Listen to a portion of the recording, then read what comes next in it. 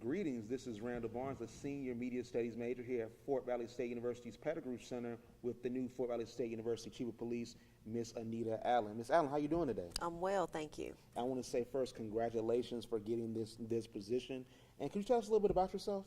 Okay, sure. Well, of course, you just know my name, Anita Allen. I'm from Albany, Georgia. I wasn't born in Albany. I was born in Fort Ricker, Alabama. Both of my parents are military. I'm married. I have 2 children that are in college. And that's just a little bit about me in a nutshell, about my personal. So how'd you end up in Albany? Like I said, my parents were military. That was the last stop. Both of my parents were in the Army. They worked at the Marine base in Albany, Georgia, and I came to Albany when I was in the 3rd grade. So how'd you end up in police work? Because you're now the new chief of police, but you have a background in law enforcement. Well, I started out in customer service. I actually, when I was in high school and in college, I was working at Red Lobster, and then I worked another part-time job at Lowe's, and then I worked for Gale Installation as an office manager, where I did a little bit of HR. And when that job closed there, I was introduced to law enforcement, and that was the Dougherty County Sheriff's Office, where I became a jailer, actually a detention officer working there. Mm-hmm. So you have an HBCU affiliation. Yes, I do. And you worked at Albany State University, our sister institution, also our rival institution. Mm-hmm. But love all the same. Right. Can you tell us a little bit about your experience at Albany State University? Oh, my experience was great with Albany State University. Working for the Albany State University Police Department has been a blessing to me, working under the direction of Chief John Fields. I love my ASU PD family. They've been awesome to me, and they have poured into me as well as I poured out to them. We've done so many things together as far as a family with that university, and working with the students and faculty and staff.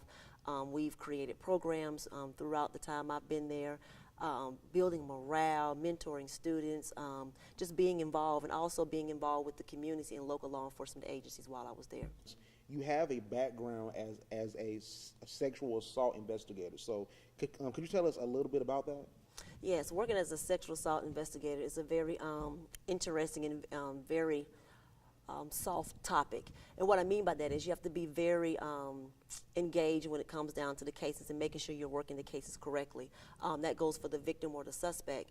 When working with a victim in a sexual assault, you want to make sure they get the resources that they need, making sure you're taking care of that victim where it comes down to counseling, taking them to the sane nurse to be seen. But you also want to make sure you collect all the important evidence, because it's like a bowl of soup when you're collecting that evidence, and you have to present that evidence to a court at some time. Educating the students, making sure they understand and being careful about some of the things that you should and should not do, do's and don'ts, talking about the no touch, being careful with going to parties and kickbacks, and making sure they're aware of their environment. So you talked about the experience you had at Albany State as a sexual assault investigator, and you briefly went into some of the things that you will bring. So could you, is there any more that you're going to bring with that experience to Fort Valley? Yeah, absolutely. Being able to make sure we have our officers trained in that area, making sure they understand about sexual assault cases, making sure we send them off to training so they can have better education and understanding about sexual assault, and also bringing some educational programs here where we can talk to the students, girl talk, guy talk, where we can have different programs where we can educate them in reference to sexual assault. So in the announcement of your hiring, I saw a phrase, student-centered policing. I was trying to wrap my mind around what that was. So could you explain to me what student-centered policing is? Well, let me tell you about that. Student-centered policing. Well, first of all, you have to be engaged, just like community policing, being engaged with the campus community.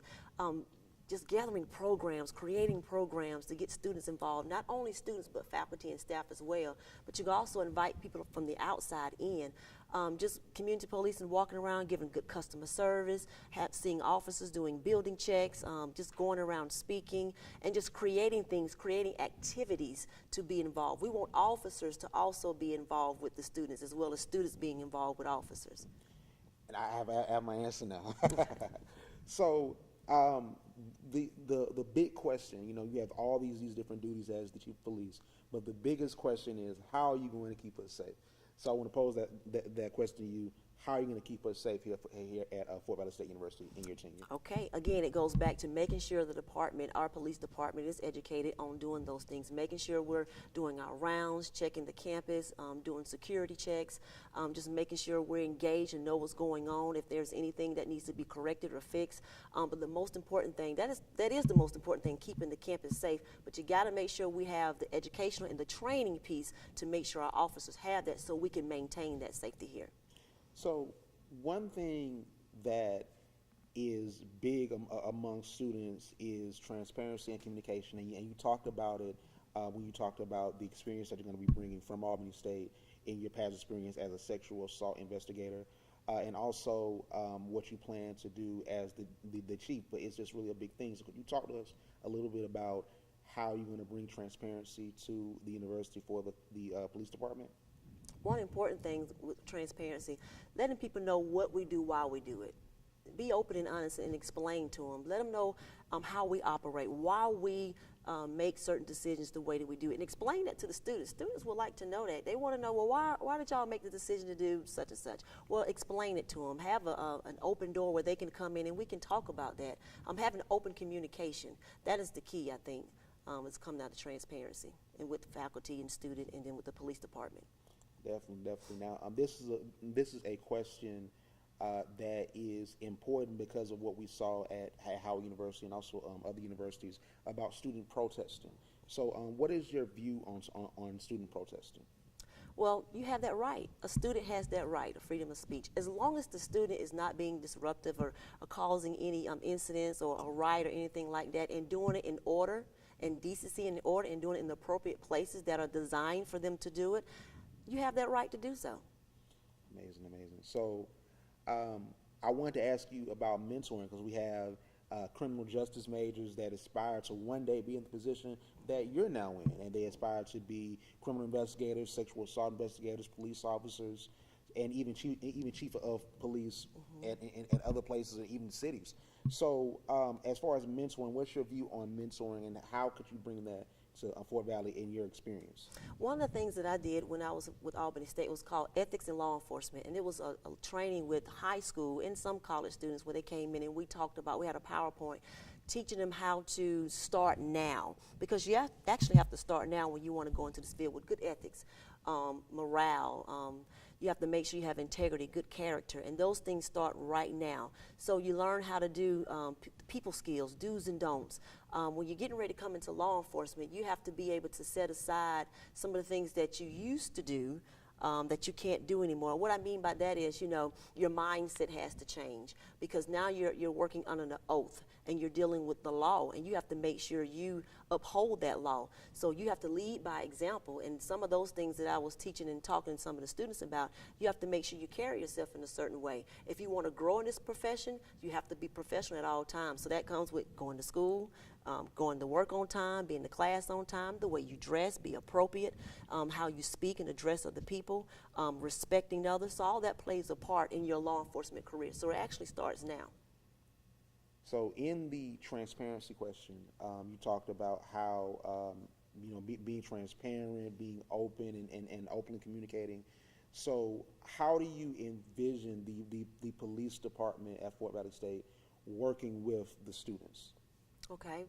First of all, I would like to make sure my staff is empowered to go out to empower the students. And what I mean by that is when they're meeting and greeting the students, giving them an inspiration about life, talking about goals. Just when you're doing the community policing, when they see a group of students standing there, just talk to them. Talk to them and find out what they're thinking about, and empower them to be great.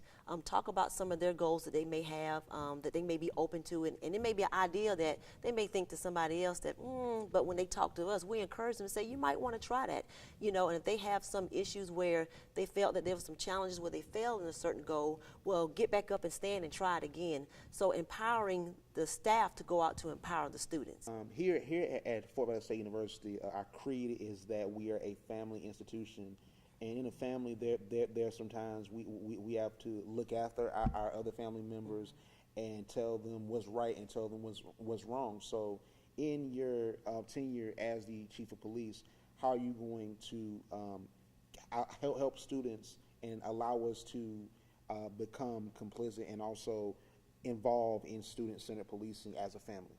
Well, as you mentor the students, that's part of it. What you want to do is you want to make sure the students that you're mentoring can go out and be those role models. You want to make sure they can go and talk to their peers about some of the things that you've talked about, some of the do's and don'ts and rights and wrongs, and making sure when they're going out with friends, if they're leaving campus and they're going to these different parties, saying, hey, friend, you know, you might not want to do that. Or if the environment seems a little iffy, being able to tell that friend, okay, we need to leave and let's leave together. That's part of the mentorship. You need to make sure you have that so you can have those student leaders here as a part of the family, because you want to be able to help others. Again, law enforcement can't do it all. We can't be everywhere. Our eyes and ears aren't everywhere. But if we train up and build up student leaders to be able to go out and do that, that'll help us in the long run as well. I'm excited to see what you're going to do as our new chief of police. It is an exciting time. I love change. So I'm excited to have you here, and I wish you the best in your endeavors. Thank you very much. Thank you so much.